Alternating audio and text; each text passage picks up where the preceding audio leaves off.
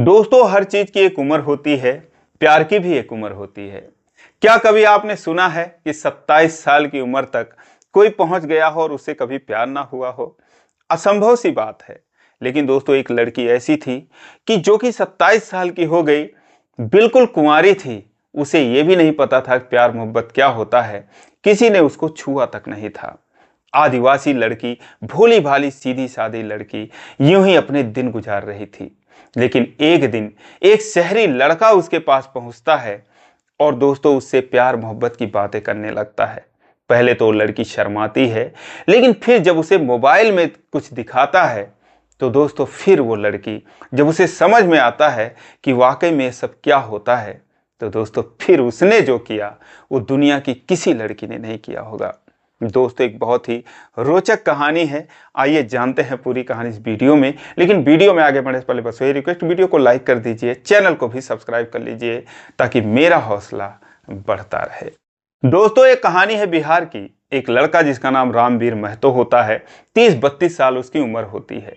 उसे घूमने फिरने का बड़ा शौक था, लेकिन घूमने के लिए वो शहर नहीं जाता था, किसी अच्छे जगह पर नहीं जाता था, बल्कि वो नदियों, पहाड़ों, जंगलों की तरफ निकल लेता था। साल में 10 महीने कमाता था, 2 महीने वो घूमने में सारे पैसे उड़ा देता था। उसके पास एक बाइक थी। तो बात है 2007 की। वो अपना राशन पानी सारा कुछ इंतजाम करता है और अपने मोटरसाइकिल पे बांधता है और घूमने के लिए बिहार के आदिवासी जिलों की तरफ निकल लेता है। रास्ते में एक जंगल पड़ता है। अब जहां जंगल देखकर लोग डर जाते हैं, वहीं रामवीर महतो जो है वो खुश हो जाता था, क्योंकि उसे किसी चीज से कोई डर नहीं लगता था। जंगलों में घूमना उसे और भी अच्छा लगता था। अब जंगल में कुछ दूर तक पक्का रास्ता था, कुछ कच्चा था, कुछ लोगों के द्वारा बनाया गया हुआ पगडंडी था। उन्हीं रास्तों पर वो निकल लेता है और उसके बाद 5-6 घंटे तक बाइक चलाते हुए एक ऐसे इलाके में पहुंचता है जहां पर दूर दूर घर दिखाई देते हैं। कोई सुविधा नहीं, कोई बिजली नहीं, कोई टावर नहीं, कुछ भी नहीं। वो ऐसे ही एक झोपड़ी के सामने रुकता है, क्योंकि शाम हो चुकी थी, उसे प्यास भी लगी थी। जो भी पानी वो लेकर गया था, गर्मियों का दिन था, वो पानी जो है वो गर्म हो चुका था। तो इसीलिए वो सोचता है चलो कहीं ठंडा पानी मिल जाए। तो इसीलिए उस घर के सामने अपनी बाइक खड़ी करता है। लेकिन देखता है कि झोपड़ी में कोई नहीं है। आसपास नजर दौड़ाता है। कुछ बकरियां, मुर्गियां और एक गाय बंधी थी, बाकी कोई नहीं था। लेकिन कुछ देर बाद एक लड़की उसे आती हुई दिखाई देती है, जो कि जंगल की तरफ से सर पे मटका रखे हुए नदी से पानी लेकर आ रही थी। वो उसे देखता है। सांवली सी लड़की, बहुत ही खूबसूरत, कसा हुआ बदन उसका, और बहुत ही कम कपड़ों में।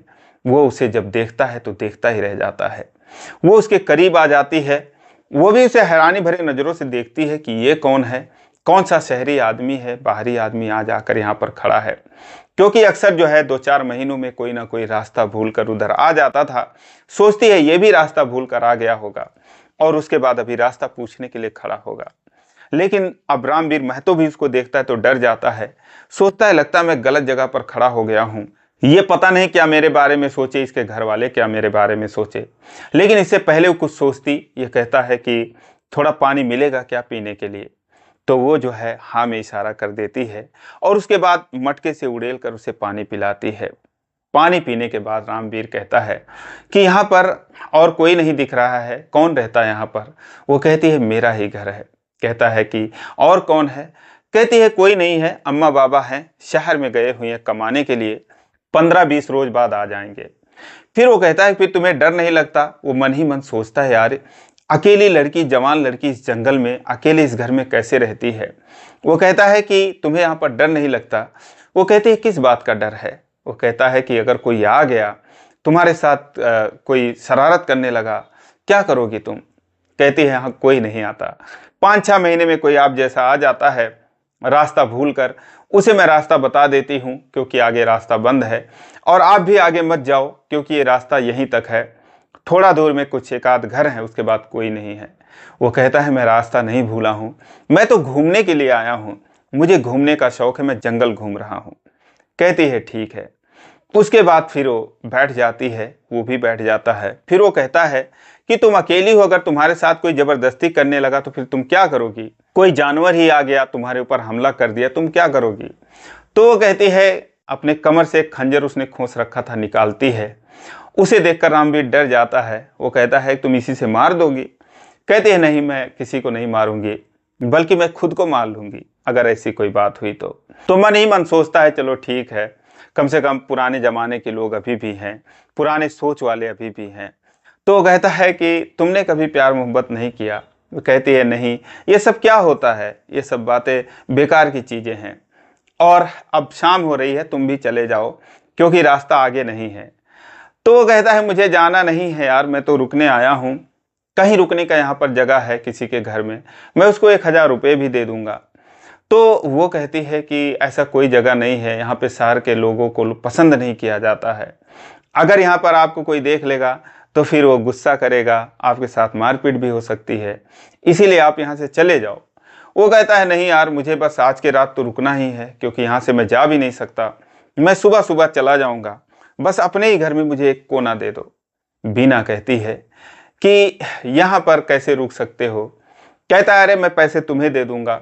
बीना कहती है पैसा का बात नहीं है, लेकिन अब तुम परेशान हो तो कोई बात नहीं, अपना जो मोटर गाड़ी है इसको घर में रख दो और घर में चल के बैठ जाओ, और वैसे तो यहाँ कोई आता नहीं है, लेकिन कोई अगर आ भी गया तो उसे पता ना चले कि हाँ यहाँ पर कोई है, लेकिन सुबह सुबह चले जाना। कहता है ठीक है, मैं चला जाऊँगा। अब दोस्तों वो जो है उसके घर में रुक जाता है, वो शाम को कुछ खाना बनाती है, ये भी कुछ लाया था, कुछ शहर की चीज़ें उसको देता है, वो कुछ देसी चीज़ें बनाती है, इसको खिलाती है। उसके बाद एक तख्त पर उसका बिस्तर लगा देती है और उसके बाद वहाँ पर वो लेट जाता है। खुद जो बीना थी वो चटाई बिछाकर नीचे लेट जाती है। अब दोस्तों जो रामवीर था वो एक शातिर किस्म का था, चालाक था, शहर का लड़का था। वो सोचता है यार इतनी सीधी इतनी भोली लड़की, और 27 साल की उम्र में कुंवारी है, ऐसी लड़की तो कभी मिली नहीं, और कैसे इसको हासिल करूं, कैसे पाऊं। वो तरकीब लगाने की सोचता है, लेकिन अब उसके कमर में खंजर था, खोस रखी थी सुरक्षा के लिए, इसीलिए वो डर रहा था। फिर वो कहता है कि कभी तुमने सिनेमा देखा है? वो कहती है कि नहीं देखा, लेकिन मैंने सुना है कि जैसे हमारे लोग यहाँ पर नाचते गाते हैं, वैसे एक टीवी होता है, उसमें जो फोटो वगैरह होता है वो नाचता है गाता है। वो हंसने लगता है, कहता है यार बताओ, तुम्हें टीवी के बारे में भी नहीं पता है, तो तुम सिनेमा देखोगी? तो कहती है कैसे? तो कहता है कि मेरे पास है ना छोटा सा टीवी है। दोस्तों एक मोबाइल रख रखा था, 2007 की बात है, मेमोरी कार्ड वाला उसके पास मोबाइल था, मोबाइल में बहुत सारे गाने मूवीज वगैरह भरा रखे थे। तो कहता है अगर तुम देखना चाहो तो मेरे पास है।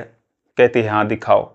अब दोस्तों उसके पास आ जाता है, चटाई पर उसके बगल में बैठ जाता है, वो भी उठ के बैठ जाती है, और उसके बाद फिर मोबाइल में हिंदी गाने दिखाने लगता है, अच्छे अच्छे गाने दिखाने लगता है।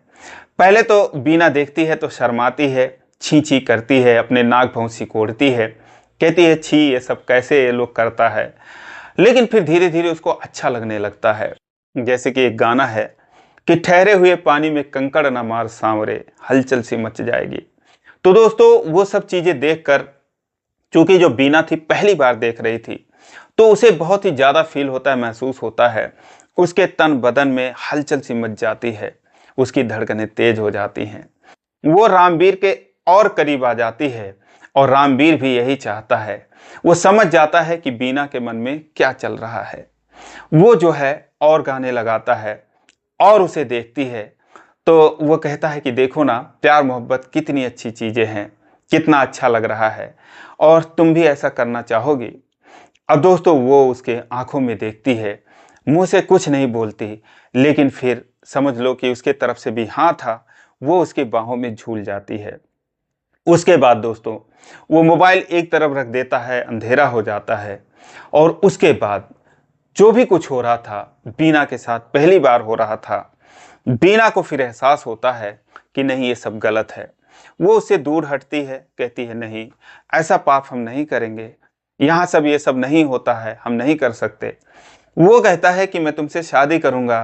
फिर वो कसमें खिलाती है, गाय की, महादेव की, अपनी, सब कुछ खिलाती है, सारा कसम वो खा लेता है, क्योंकि दोस्तों उसे तो कुछ और ही चाहिए था। वो कहता है मैं तुमसे शादी करूँगा, तुम्हें छोड़कर नहीं जाऊँगा।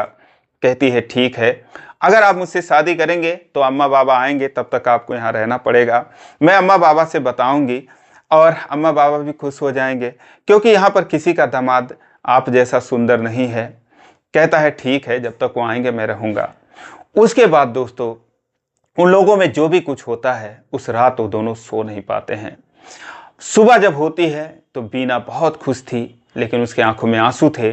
जो भी उसने कुछ गलत किया था उसे एहसास हो रहा था, लेकिन जो रामवीर था उसे समझाता है, कहता है रो मत, सब कुछ ठीक है और यह हमारी मर्जी नहीं, भगवान की मर्जी है। उसके बाद जो है बीना उसके लिए अच्छा सा खाना बनाती है, नाश्ता बनाती है, बार बार उसे गले लगा लेती है और उसके बाद बार बार यही कहती कि अगर तुम मुझे छोड़कर जाओगे, मैं सच कह रही हूँ, मैं मर जाऊंगी। वो कहता है मेरा यकीन करो यार, मैं नहीं जाऊंगा। इस तरीके से उनका दिन गुजरता है दोस्तों। फिर रात हो जाती है और उस रात भी वो वहीं रुक जाता है। ऐसे ऐसे 1 हफ्ते 10 दिन बीत जाते हैं। बीना बहुत खुश थी, उसे बेइंतहा प्यार कर रही थी। रामवीर भी खुश था, लेकिन दोस्तों 8-10 दिन में जो कुछ उसे चाहिए था, जितना भी जैसा भी चाहिए था, सब कुछ उसे मिल जाता है। अब उसका मन जो है वो बीना से भर चुका था। वो सोचता है कि इसे छोड़कर मैं अब कैसे भागूं, कैसे इससे पीछा छुड़ाऊं। और एक दिन उसे वो मौका मिल जाता है। एक दिन जो है वो नदी पर पानी भरने के लिए गई थी। ये अपना बाइक जो है, चूंकि जो उसकी बाइक थी उसको उसने छुपा दिया था, घास फूस से ढक दिया था कि कोई आए तो देखे ना, और इत्तेफाक से कोई इतने दिनों में आया भी नहीं था। वो जो है अपनी बाइक वहां से निकालता है और फिर दोस्तों वहां से वो फरार हो जाता है। बीना जो है नदी से खुशी खुशी पानी भर कर आती है, लेकिन जैसे ही आकर देखती है तो उसके पैरों तले जमीन खिसक जाती है। वो दोस्तों धड़ाम से गिरती है। उसके बाद दहाड़े मार मार कर रोने लगती है। इधर उधर वो पागलों की तरह उसे ढूंढने लगती है, उसे बुलाने लगती है, कहाँ गए कहाँ गए। लेकिन दोस्तों उसका कोई अता पता नहीं था। वो धोखेबाज आदमी उसे धोखा देकर भाग चुका था। उसके बाद दोस्तों उसे इतना गहरा सदमा लग जाता है कि वो अपने बिस्तर पर एक बार गिरती है तो फिर उठती नहीं। सुबह से शाम हो गई, शाम से फिर सुबह हो गई, और उसके बाद फिर जब अगले दिन उसके जानवर वगैरह चिल्लाने लगे, बकरियां वगैरह, तो सोचने लगी कि पाप तो मैंने किया है, इनको क्यों बेवजह मारूं। उनको पानी वगैरह देने लगती है, चारा देने लगती है और सोचती है कि जैसे उसके माता पिता आएंगे तो फिर वो अपनी जान दे देगी, क्योंकि वो उससे इतना प्यार करती थी रामवीर महतो से कि उसके बिना हमेशा उसके सामने उसी का ही चेहरा नाच रहा था। इसीलिए जो है उसे रोने बिलखने के अलावा उसके पास कोई चारा नहीं बचता है। इधर दोस्तों 3-4 दिन बीत जाते हैं। बीना जो है बिना खाए पिए एकदम कमजोर हो जाती है और एक दिन वो बिस्तर पर गिरती है तो फिर उसमें इतनी ताकत भी नहीं थी कि वो उठ के बैठ सके। और इधर जो रामवीर महतो था दोस्तों अपने घर पहुंच जाता है। लेकिन जब 3-4 दिन बीतते हैं तो वो भी सोचता है कि यार मैंने उस लड़की के साथ ऐसा कुछ किया और उसके बाद मैं चला आया, पता नहीं उसके ऊपर क्या बीत रही होगी, और कहीं जो उस कह रही थी वो ऐसा सच ना हो जाए, उसने कुछ अपने साथ कर ना लिया हो। अगर वो ऐसा कर लेगी तो ऊपर वाला मुझे कभी माफ नहीं करेगा, मैं भी खुद को कभी माफ नहीं करूंगा। अब दोस्तों जितना ही वहां पर तड़प रही थी उतना ही ये उसके लिए बेचैन हो जाता है। उसके बाद कहता नहीं यार गलत बात है ये। जब 6 दिन बीत जाते हैं तो एक दिन वो फिर अपनी बाइक उठाता है और बीना के घर की तरफ चल देता है। दोस्तों 5-6 घंटे 8 घंटे बाद जब वो उसके घर पे पहुंचता है तो दोस्तों उसके घर में से बदबू आ रही थी। वो अंदर जाकर देखता है, अंदर का नज़ारा देखकर हैरान हो जाता है। जो बकरियां थी, 2 बकरियां रस्सी में बंधे बंधे मर चुकी थी। जो बीना थी वो दोस्तों चटाई पर अंतिम सांस ले रही थी। दोस्तों वो बीना के पास जाता है, बैठता है, आंखों में आंसू लेकर कहता है बीना मैं आ गया हूं।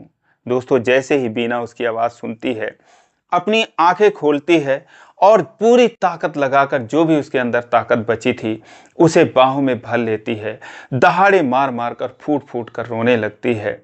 रामवीर महतो भी फूट फूट कर रोने लगता है, कहता है बीना मुझे माफ कर दो, और तुमने ये क्या हालत बना रखी है।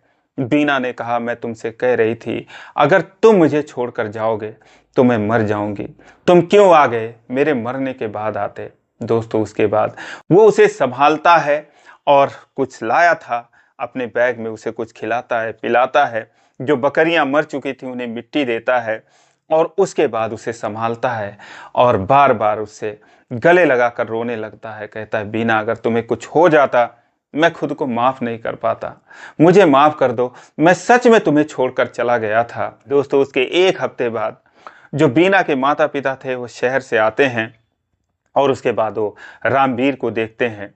रामवीर उनसे जो है बीना का हाथ मांगता है। वो लोग जो है बीना से पूछते हैं, बीना भी कहती है हाँ बाबा। और दोस्तों, उसके बाद वो उन दोनों की शादी करा देते हैं। दोस्तों, 2007 से आज 2025 आ गए, 18 साल हो गए और आज भी दोनों बहुत ही खुश हैं। बीना उसे उसी तरीके से प्यार करती है जैसे कि वो पहले करती थी और रामवीर भी उसे बहुत प्यार करता है।